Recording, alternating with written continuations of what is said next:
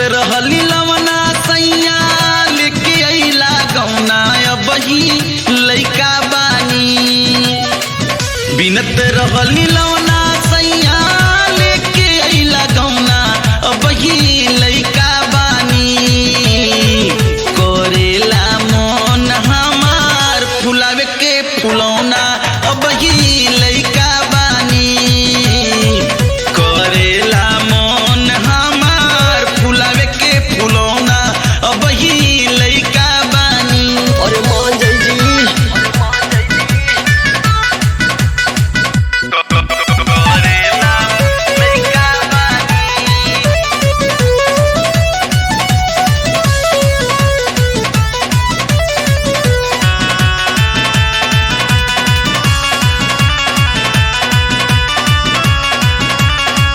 ढंग नाही आवे अबही बेला ना चलावे के।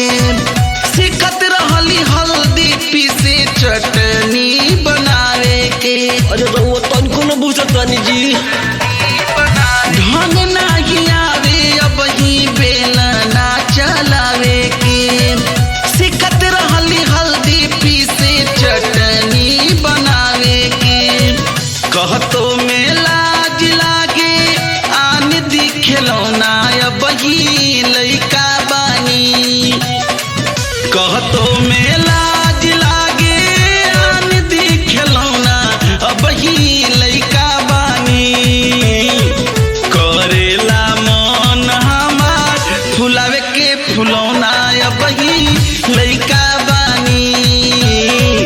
करेला मन हमार फुलावे के फुलौना अबही लइका बानी। ए जी हटी ना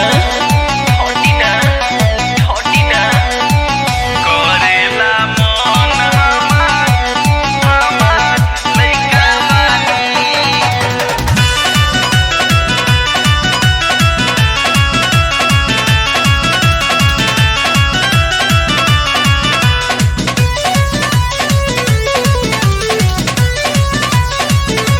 अबही नादान बानी दूर रउआ रही।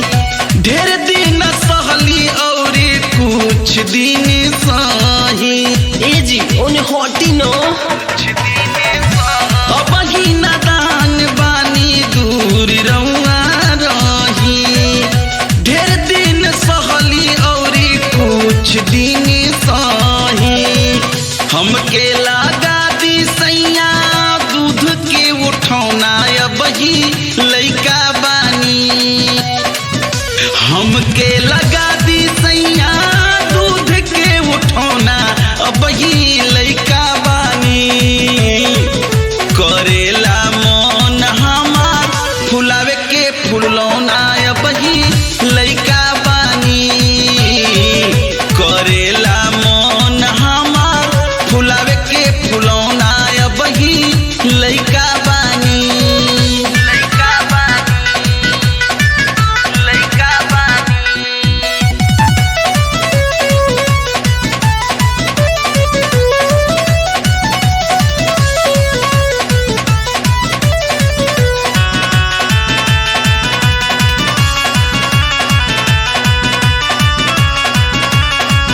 हमके गोड़े तार मुरे तार ना चिन्हाला।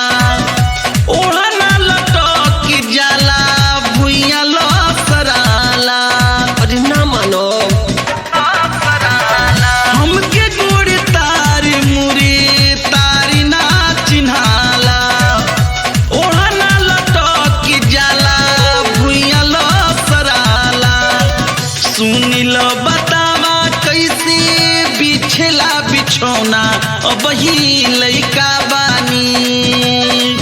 सरवन बतावा कैसे बिछला बिछौना अबही लइका बानी। करेला मन हमार फुलावे के फुलौना अबही लइका बानी। करेला मन हमार फुलावे के फुलौना अबही लइका बानी। ए हमर जान ले काजी।